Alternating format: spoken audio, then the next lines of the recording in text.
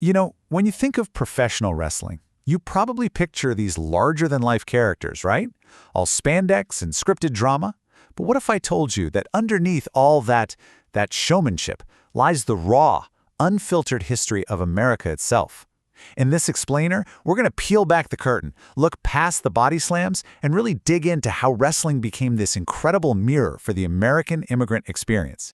Okay, so picture this. The year is 1978. We're in Philadelphia.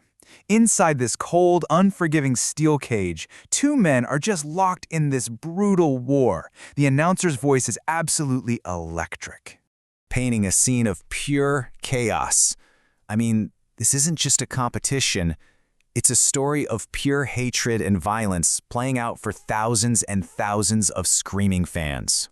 And the way it ends, it's just pure shock. An ending so unbelievable, so controversial, it literally leaves everyone breathless.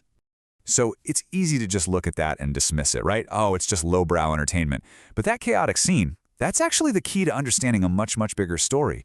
So the real question is, are we just watching a fake fight here? Or are we actually seeing a reflection of the American dream, one that was forged in the fires of immigration and capitalism? Well, to find the answer, we've got to go back, way back to the 19th century, when these massive waves of immigration were shaping the very audience for this brand new spectacle. So, as millions of European immigrants, we're talking Germans, Irish, Italians, and so many more, poured into the United States, they didn't just bring their hopes and their dreams with them. Nope. They brought their traditions, their cultures, and yeah, their sports. And this created the absolute perfect environment for a whole new kind of entertainment to just thrive. You see, American wrestling wasn't really born. It was more like it was assembled from spare parts. The historian David Shoemaker actually calls it a bastard art form from the start, which is just perfect. It took the Irish collar and elbow style, the English catch-as-catch-can, Greco-Roman traditions, and just mashed them all together into something totally uniquely American. But there was a huge problem. And that problem was, it was boring. Like painfully, mind-numbingly boring. As a legitimate sport, it was a total snooze fest. An 11-hour match? No thank you. And in a country that was becoming obsessed with entertainment, and let's be honest, making a quick buck, that just was not going to fly. And that, right there, created a massive business opportunity. Yeah, for wrestling to survive, let alone thrive, it had to change. It had to go from being a legit but really dull sport into something people would actually pay to see. And this is where a few brilliant, kind of carny-minded entrepreneurs stepped in and just changed the game forever. So, enter this guy, Joseph Toots Munt. He looked at wrestling and knew exactly what it needed. More action, more drama, more slam bang. So he created this brand new hybrid style that mixed all the traditional grappling with the brawling of boxing and even that rough and tumble lumbercamp fighting. All of a sudden, it was faster, way more exciting, and totally designed to keep an audience on the edge of its seat. Now, Mont didn't do it alone. He teamed up with the champion Ed Strangler Lewis and manager Billy Sandow, and together they formed the Gold Dust Trio. And what they did was develop this genius business model that would basically define sports entertainment for the next 100 years. First, build a consistent roster. Then, add time limits and flashy moves. Next, and this is key, write stories of good guys versus bad guys. And finally, you control who wins the championship to build drama over weeks, months, or even years. Brilliant, right?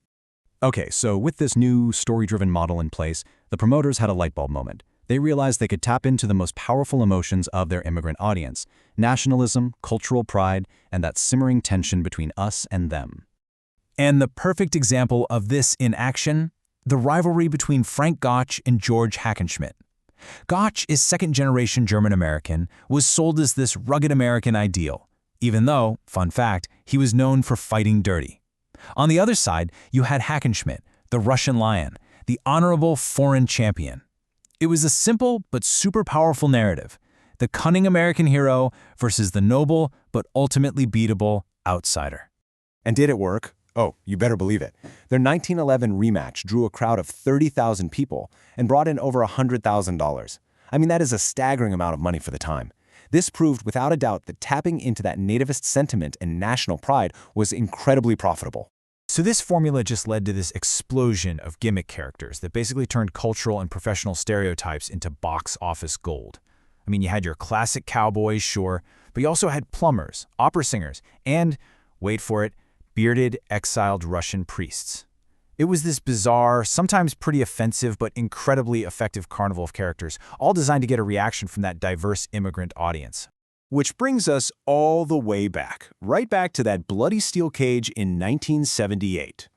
Now, with all this history in our back pocket, we can finally understand what was really happening in that ring. Okay, so the core argument here, and this is laid out beautifully in Colin Walker's thesis Irish Whips and German Suplexes, is that professional wrestling is one of the most important indicators of social and economic change in U.S. history.